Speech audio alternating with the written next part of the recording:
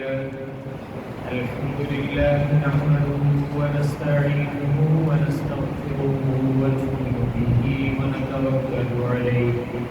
ونعوذ بالله من شرور أنفسنا ومن سيئات أعمالنا من يهده الله فلا مضل له ومن يضلله فلا هادي له ونشهد أن لا إله إلا الله وحده لا شريك له ونشهد أن سيدنا ومولانا محمدا عبده ورسوله أما بعد فأعوذ بالله من الشيطان الرجيم بسم الله الرحمن الرحيم لقد رضي الله عن المؤمنين إذ يبايعونك تحت الشجرة فعلم ما في قلوبهم فأنزل السكينة وقال النبي صلى الله عليه وسلم لكل نبي رفيق ورفيقي يعني في الجنة عثمان صدق الله وصدق رسوله النبي الكريم ونحن على ذلك من الشاهدين والشاكرين والحمد لله رب العالمين اللهم صل على سيدنا محمد النبي الأمي وعلى آله وأصحابه وسلم تسليما كثيرا كثيرا يا رب صل وسلم دائما أبدا على حبيبك خير الخلق كلهم اللہ جل شانہ نے اس آیت کریمہ میں بیعت رضوان کا تذکرہ کیا اور بیعت رضوان جب سرور کونین صلی اللہ علیہ وسلم عمرہ کرنے کے لیے تشریف لے گئے تھے اور مشرکین مکہ نے آپ کو مکے میں داخل ہونے سے روکا تھا تو آپ نے سفارتکاری کے لیے بات چیت کے لیے جس شخصیت کا انتخاب کیا تھا جن کو اپنا سفیر بنا کر بھیجا تھا وہ سیدنا عثمان بن عفان رضی اللہ تعالیٰ عنہ ان کو اپنا سفیر بنا کر بھیجا تھا اور آپ کے بارے میں یہ شہرت ہو گئی تھی کہ نعوذ باللہ آپ کو شہید کر دیا گیا ہے تو رسول پاک صلی اللہ علیہ وسلم کے ساتھ یہ جانے والے تقریباً 1400 صحابہ کرام تھے تو آپ نے ایک درخت کے نیچے ان 1400 صحابہ کرام سے بیعت لی تھی موت پر کہ مر جائیں گے لیکن عثمان کا بدلہ لیے بغیر نہیں جائیں گے تو صحابہ کرام نے آپ صلی اللہ علیہ وسلم کے دستے اقدس پر اپنا ہاتھ رکھ کر باری باری بیعت کی تھی اس بیعت کو کہا جاتا ہے بیعت رضوان اللہ تعالیٰ ان بیعت کرنے والوں کے متعلق فرما رہے ہیں لقد رضی اللہ عن المؤمنین اذ یبایعونک تحت الشجرہ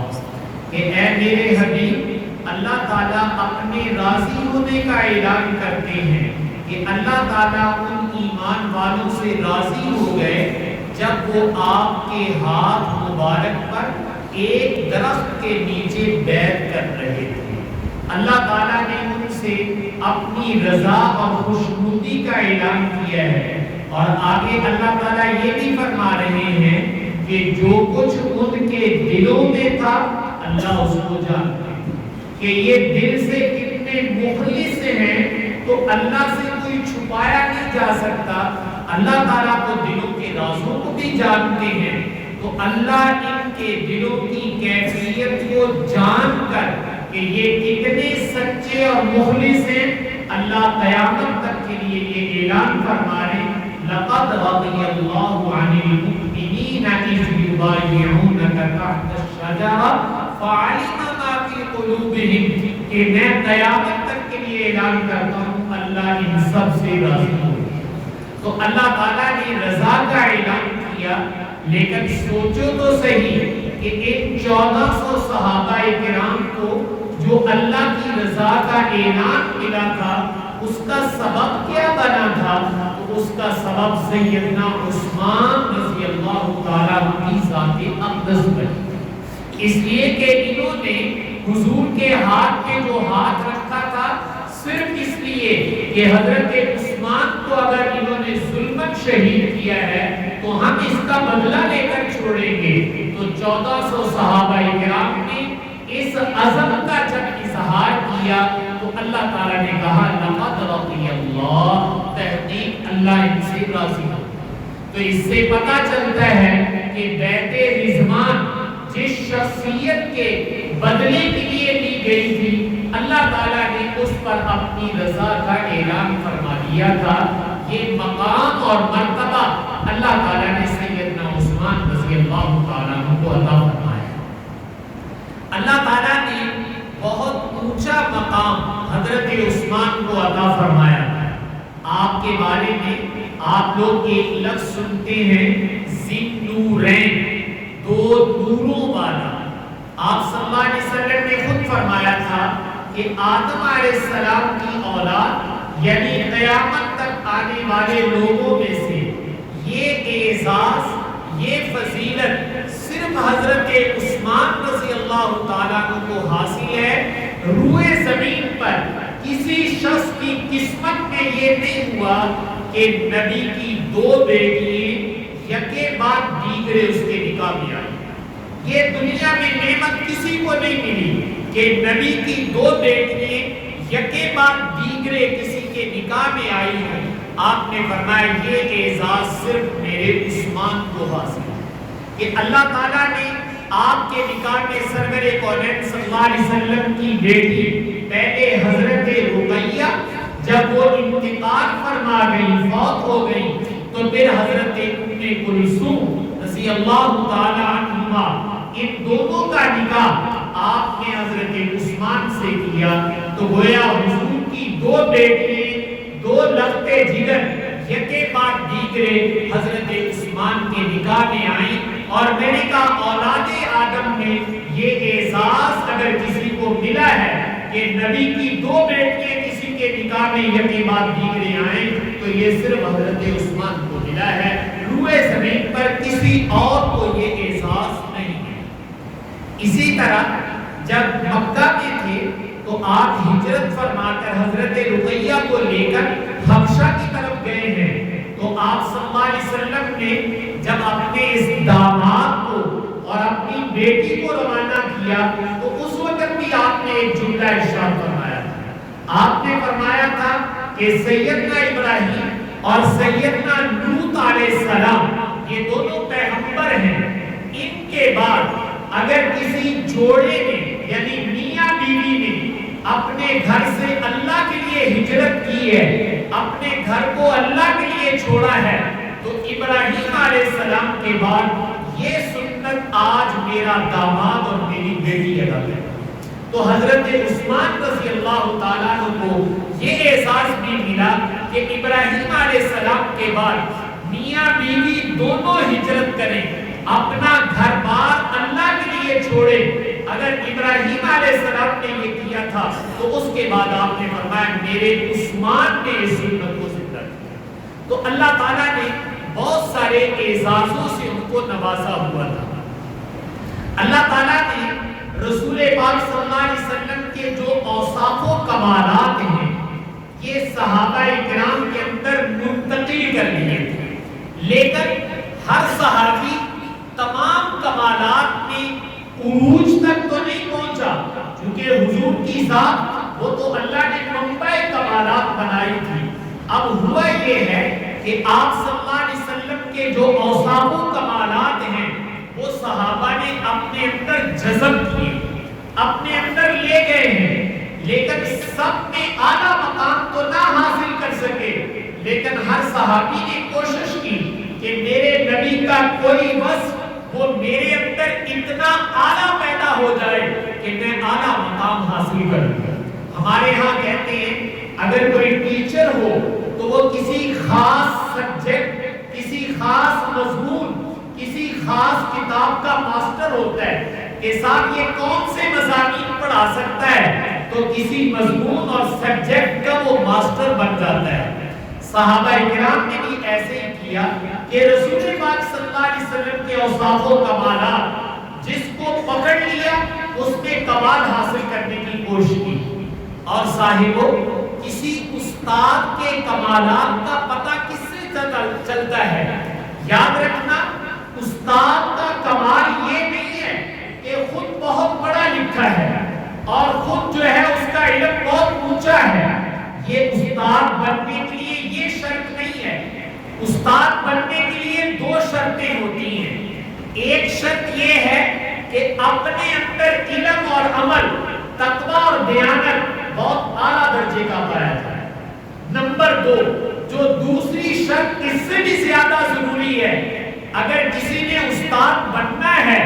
یا کسی کی استادی کو دیکھنا ہو تو یہ دیکھا جاتا ہے کہ یہ اپنا علم اور اپنی تربیت آگے شاگردوں میں منتقل کرنا بھی جانتا ہے کہ نہیں جانتا۔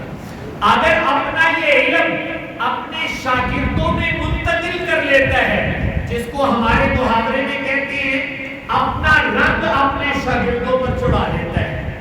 اگر استاد میں یہ کمال ہے کہ وہ اپنا رنگ اپنے شاگردوں پہ چڑھا دیتا ہے، تو اس کا مطلب یہ کہ یہ واقعی استاد بننے کے لائق ہے۔ اس کائنات میں سب سے اونچے معلم اور استاد، سب سے بڑے مربی جو اپنا رنگ اپنے شاگردوں پر چڑھا سکتے تھے اور ان سے بہتر رنگ چڑھانے والا کائنات میں نہیں آیا، وہ سرور کونین صلی اللہ علیہ وسلم کی ذات اقدس۔ تو جب آپ کی کامیابی کو دیکھنا ہو تو ہمیں یہ دیکھنا ہے کہ حضور نے اپنا رنگ اپنے شاگردوں پر کتنا چڑھایا ہے۔ تو میں ایک روایت جو جمعے میں آپ اکثر سنتے ہیں، آپ صلی اللہ علیہ وسلم نے اپنے چاروں خلفاء، چونکہ آپ کے یہ چار خلفائے راشدین جو آپ کے بعد آپ کی مسند پر بیٹھے، جن کو خلفائے اربع کہا جاتا ہے، اربع کا معنی ہوتا ہے چار، تو یہ چار خلیفہ، سب سے پہلے ابو بکر، پھر حضرت عمر، پھر حضرت عثمان، پھر سیدنا علی رضوان اللہ تعالی علیہ مجمعین، یہ چاروں خلفائے راشدین ہیں، خلفائے اربع ہیں۔ آپ نے ان کے متعلق ایک روایت میں ارشاد فرمایا، ارحم امتی بی امتی ابو بکر، کہ سب سے زیادہ میری امت کے بارے میں رحم دل اگر دیکھنا ہو تو میرے ابو بکر کو دیکھو۔ ابو بکر نے حضور کی صفت رحمت کو اپنے اندر لیا کہ میرے نبی سب سے زیادہ رحم دل تھے، رحمت شفقت میرے نبی میں کوٹ کوٹ کے بھری ہوئی تھی۔ اس صفت کو اگر سب سے زیادہ کسی نے اپنے دل میں جذب کیا تو اس کا نام سیدنا ابو بکر۔ پھر آپ نے فرمایا وَأَشَدُّ فِي أَمْرِ اللَّهِ عُمَرَ، جب اللہ کے دین کا کوئی معاملہ آ جائے، اللہ کا حکم آ جائے تو اس کے اوپر بڑی سختی سے عمل کرنا چاہیے، اس میں لیت و لال نہیں کرنی چاہیے۔ یہ میرے نبی کی صفت ہے۔ اس صفت کو اگر کسی نے اپنے سینے میں لیا ہے اس کو ہم کہتے ہیں سیدنا عمر رضی اللہ تعالیٰ عنہ۔ پھر آپ نے فرمایا وَأَصْدَقُهُمْ حَيَاءً عثمان، میرے نبی اس کائنات میں سب سے زیادہ شرم و حیا والے ہیں، آپ سے زیادہ شرم و حیا والا کوئی نہیں ہے۔ اما عائشہ فرماتی ہیں کہ ایک کمواڑی بچی، اس کی آنکھوں میں بھی وہ شرم و حیا نہیں ہوتا جو تمہارے نبی کی آنکھوں میں شرم و حیا ہے۔ شرم و حیا کے پیکر وہ میرے نبی ہیں، لیکن میرے نبی کہہ رہے ہیں کہ میرے شاگردوں میں سے کون سا شاگرد ہے جس میں میری یہ صفت منتقل ہوئی ہے، تو زبان نبوت سے اس کی گواہی ملتی ہے۔ فرمایا میرے شاگردوں میں سے میرے عثمان میں شرم و حیا سب سے زیادہ ہے۔ اس نے یہ صرف میرے سے لی اور اپنے اندر کتنی پیدا کی کہ آپ نے ایک موقع پر حضرت عثمان کے بارے میں فرمایا کہ الا استحیی من رجل، میں ایسے شخص سے شرم و حیا کیوں نہ کروں جس سے آسمان کے فرشتے بھی شرم کرتے ہیں، یعنی آسمان کے فرشتے بھی جس سے شرم و حیا سیکھتے ہیں وہ سیدنا عثمان رضی اللہ تعالیٰ عنہ۔ تو حضرت عثمان کی اس صفت کے بارے میں زبان نبوت نے خود گواہی دی ہے۔ تو میں بتا یہ رہا تھا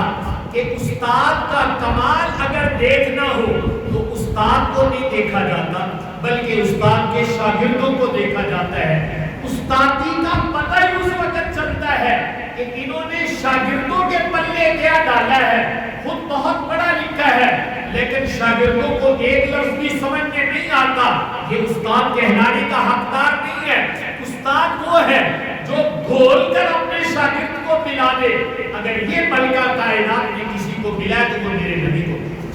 اس لیے حضور نے جن صحابہ کو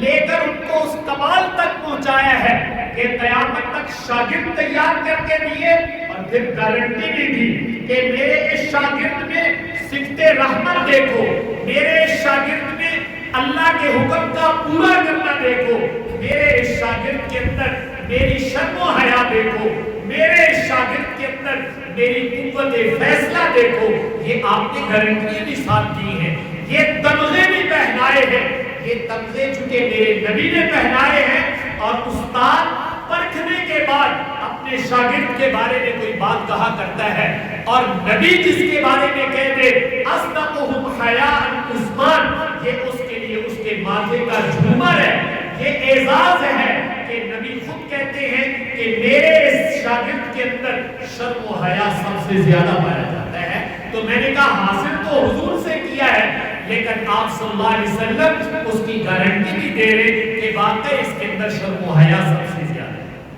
حضرت عثمان رضی اللہ تعالیٰ عنہ، آپ نے رسول پاک صلی اللہ علیہ وسلم سے بہت کچھ سیکھا لیکن تین باتیں وہ عرض کر دیتا ہوں۔ ایک جسے میں اور آپ شرم و حیا کہتے ہیں، دوسری چیز جسے میں اور آپ سخاوت کہتے ہیں، تیسری چیز جسے میں اور آپ صلہ رحمی کہتے ہیں، رشتہ داروں کے ساتھ حسن سلوک کہتے ہیں، اچھا رویہ کہتے ہیں۔ صلہ رحمی کمال درجے کی تھی اور شرم و حیا کمال درجے کا تھا اور سخاوت وہ تو بہت ہی کمال درجے کی تھی۔ رسول پاک صلی اللہ علیہ وسلم اپنے گھر میں بے تکلف لیٹے ہوئے تھے اور جب آدمی بے تکلف لیٹا ہوتا ہے تو کپڑے ذرا سمٹے ہوئے ہوتے ہیں۔ حضرت ابوبکر آئے آپ اسی طرح لیٹے رہے، حضرت عمر آئے آپ اسی طرح لیٹے رہے۔ جب حضرت عثمان دروازے میں آئے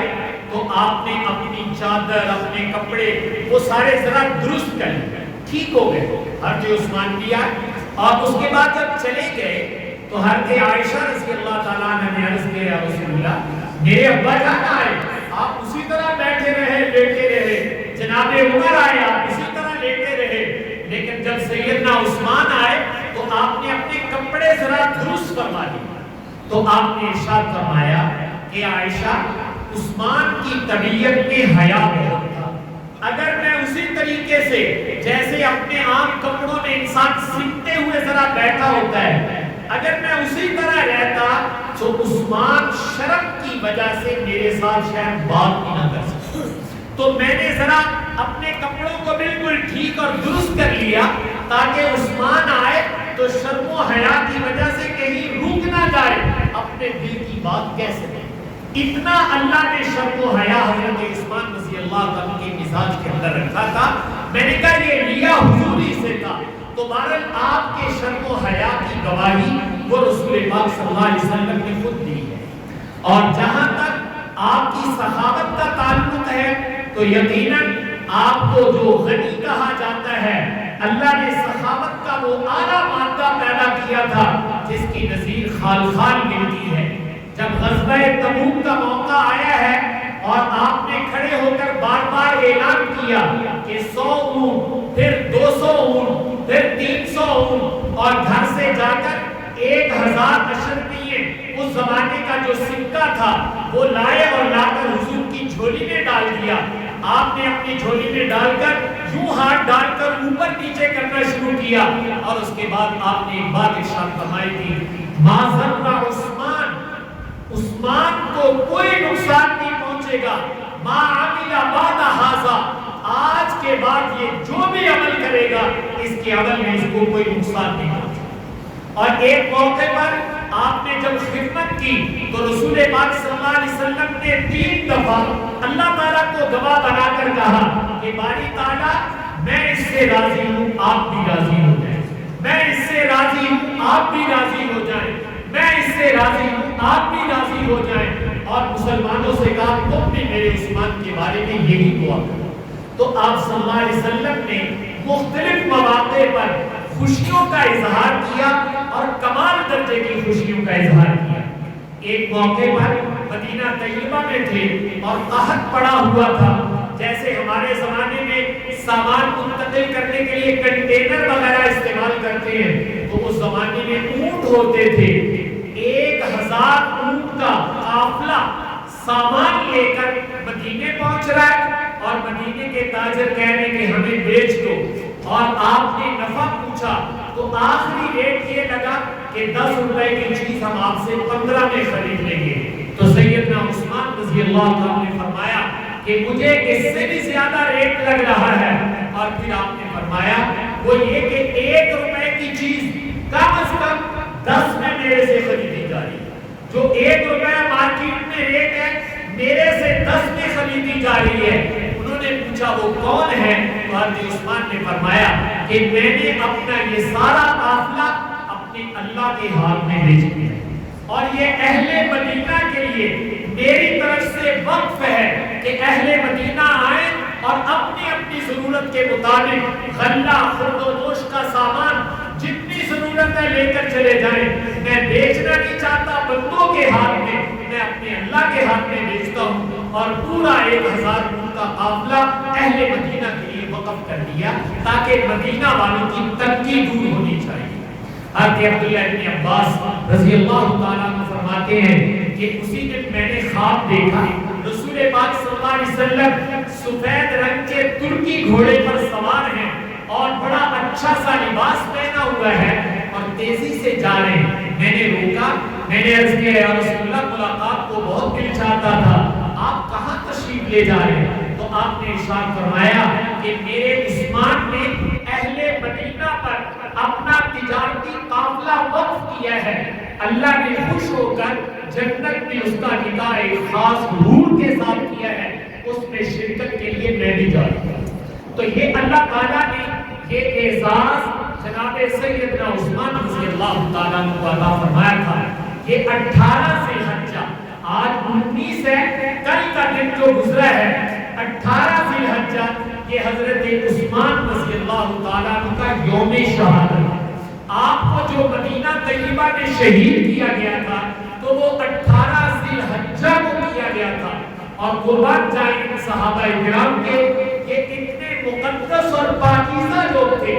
کہ صحابہ کرام نے اجازت بھی مانگی کہ اگر آپ اجازت دیں تو یہ جو باقی آئے ہوئے ہیں ہم ان کو کچل کے رکھ دیں، ختم کر دیں۔ تو حضرت عثمان رضی اللہ تعالیٰ نے فرمایا تھا کہ میں نہیں یہ چاہتا کہ میری وجہ سے میرے نبی کے شہر مدینے میں خون بہایا جائے، میں اپنی جان تو دے دوں گا لیکن اپنی ذات کی وجہ سے مدینہ طیبہ میں خون بہتا ہوا میں نہیں دیکھ سکتا۔ تو میں نے کہا اپنی جان تو جان آفرین کے قربان کی، لیکن مدینہ طیبہ میں اپنی ذات کی وجہ سے کچھ تو خون نہیں ہونے دیا، لڑائی اور جنگ نہیں ہونے دی۔ تو 18 ذی الحجہ یہ حضرت عثمان رضی اللہ تعالیٰ عنہ کا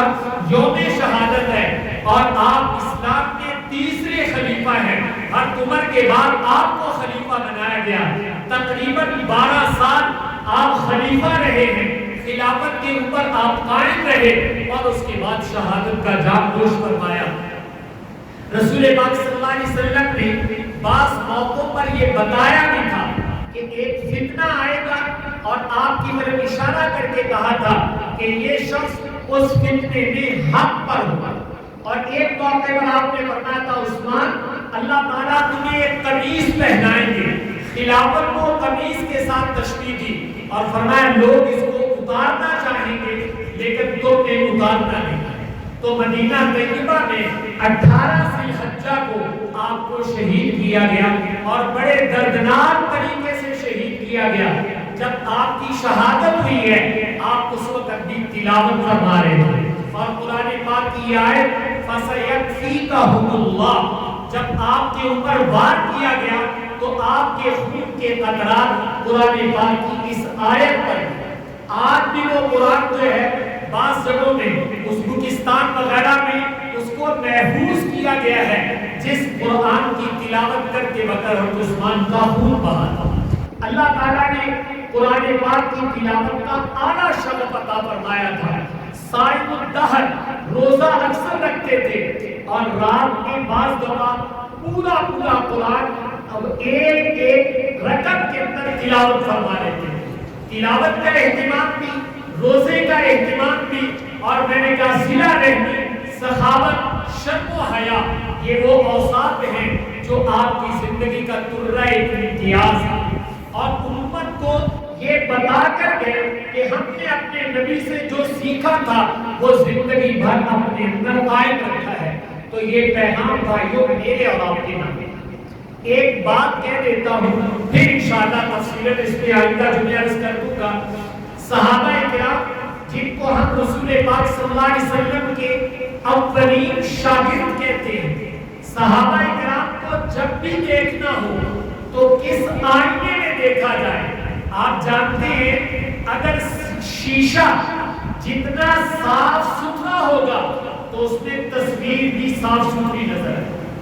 اگر شیشہ جو ہے وہ دھندلا ہوا ہے،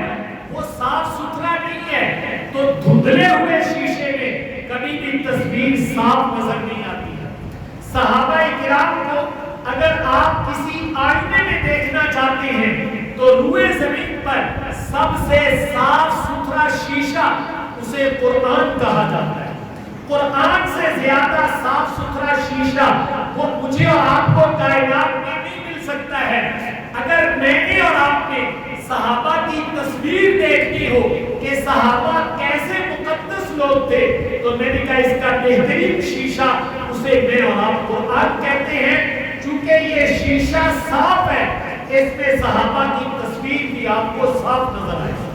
لیکن اگر آپ صحابہ کرام کی شخصیت کو تاریخ کے آئینے میں دیکھنا چاہیں تو یاد رکھیے گا تاریخ کا آئینہ دھندلا ہے۔ اس کو لکھنے والے وہ رنگ و یابس، غلط اور صحیح سب کچھ اس میں جمع کر دیتے ہیں، وہ اس کی گارنٹی نہیں دیا کرتے۔ تاریخی واقعات ان کی سند نہیں ہوتی۔ تاریخی واقعات آج اگر میں پاکستان بننے کی تاریخ لکھوں تو میں نے اپنے آنکھوں سے پاکستان بنتا نہیں دیکھا ہے، میں لوگوں سے سن سنا کر لکھوں گا۔ تو تاریخ کا جو آئینہ ہوتا ہے یاد رکھنا یہ دھندلا ہوتا ہے،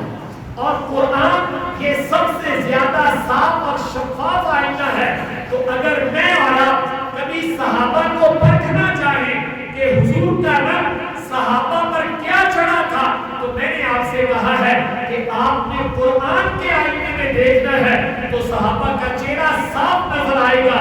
اور اگر تم غلط لوگوں کے کہنے سے تاریخ کے آئینے میں چلے جاؤ گے تو تاریخ تو خود دھندلی ہے،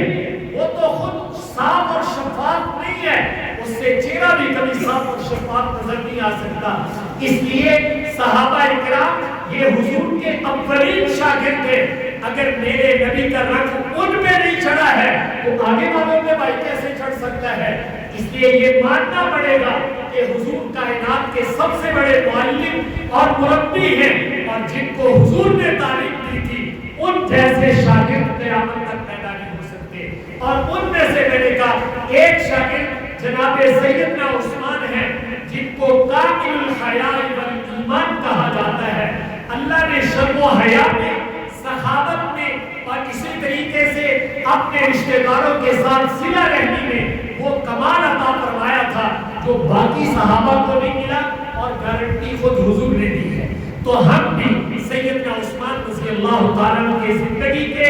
اس سنہری باب کو خود پڑھیں، اپنی زندگی میں اختیار کریں، اور اپنی نسل نو کو بھی خلیفہ ثالث سیدنا عثمان رضی اللہ تعالیٰ عنہ کا تعارف ضرور کرائیں۔ حق تعالیٰ سے دعا ہے کہ حق تعالیٰ مجھے آپ کو عمل کرنے کی توفیق عطا فرمائے۔